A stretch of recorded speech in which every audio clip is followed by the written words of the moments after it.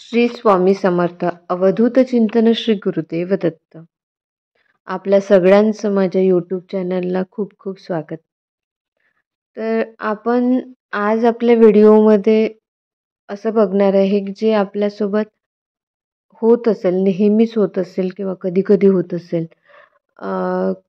ते असं की आपण जेव्हा देवाकडे जातो, एकतर आपल्याकडे देवाने दिलेले भरपूर आहे किंवा आपण कन्फ्युज्ड आहोत.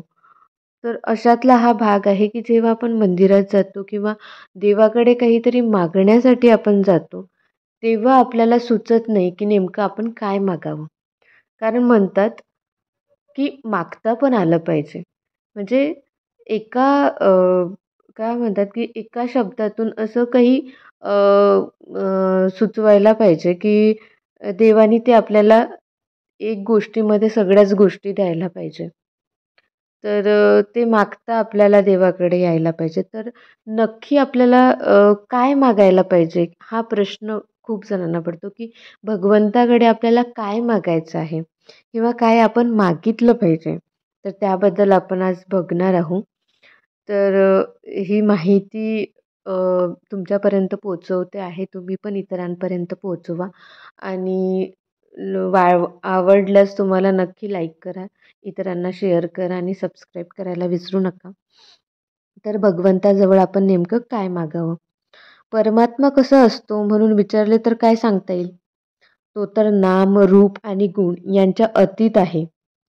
म्हणून आपल्या भावनेने जसा पाहावा तसा तो आहे असे सांगता येईल. म्हणजेच सर्व काही आपल्या भावनेवर आहे. आपण त्याच्याजवळ काहीही मागितले तरी तो द्यायला तयार असतो. आपण विषय मागितले तर तो देत नाही असे नाही. पण त्याचबरोबर त्याचे फळ म्हणून सुख दुःखीही आपल्याला भोगावी लागतात. म्हणून काही मागायचे झाले तर ते विचार करून मागावे. आता एक कथा आहे की एक गृहस्थ दमून एका झाडाखाली बसला. ते झाड कल्पवृक्षाचे होते. तो सहज म्हणाला, इथे आता मला प्यायला पाणी मिळाले असते तर फार चांगले झाले असते. असे म्हणताच त्याला पाणी मिळाले. पुढे आता काही खायला मिळाले तर बरे, असे म्हणताच त्याला खायला मिळाले. त्यावर त्याला विश्रांती घ्यावीशी वाटली आणि तसे म्हणताच त्याची निजण्याचीही सोय झाली. पुढे त्याला वाटले की आता इतके सर्व मिळाले, तेव्हा इथे माझी बायको मुले असती तर मजा आली असती. असे म्हणताच ती तिथे आली. एवढे झाल्यावर त्याला वाटले आपण जी इच्छा केली ते सर्व मिळाले, तर आता इथे मला मरण आले तर, असे म्हणताच तो मरण पावला. म्हणून काय की विषय मागत गेले तर त्यापासून विषयच वाढत जातो. तेव्हा ज्यामुळे आपले कल्याण होईल असे मागावे. एका भिकाऱ्याला राजा म्हणाला की तुला काय मागायचे असेल ते माग. त्याने आपल्याला पांघरायला घोंगडी मागितली. समर्थ द्यायला भेटल्यावर त्याच्याजवळ काय मागायचे हे नीट विचार करून मागावे. म्हणूनच भगवंताजवळ त्याच्याच भक्तीची याचना करा. ही मागितल्याने आपल्याला समाधान मिळते आणि दुसरे काही मागण्याची इच्छा होत नाही. भगवंताचे अवतार केव्हा झाले आहेत? तर भक्तांकरिताच देवाला अवतार घ्यावे लागले आहेत.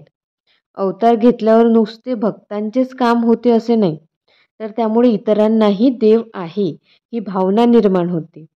आपण त्याला शरण जाऊन त्याचे होऊन राहावे, म्हणजे आपल्याला मग इतर कोणत्याही बाबतीत काळजी करण्याचे कारण उरत नाही.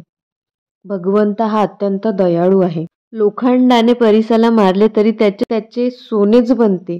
त्याप्रमाणे भगवंताने भरताला भाऊ म्हणून तारला, विभीषण शरण आला म्हणून त्याला तारला आणि रावणाला शत्रू म्हणूनही तारला, पण त्याने सोडले कोणालाच नाही. असा भगवंत जोडायला नामाशिवाय दुसरा कोणताच सोपा उपाय नाही. भगवंताच्या नामाशिवाय मला काहीच कळत नाही असे ज्याला कळले त्यालाच सर्व कळले. म्हणून भगवंताकडे भक्ती मागा.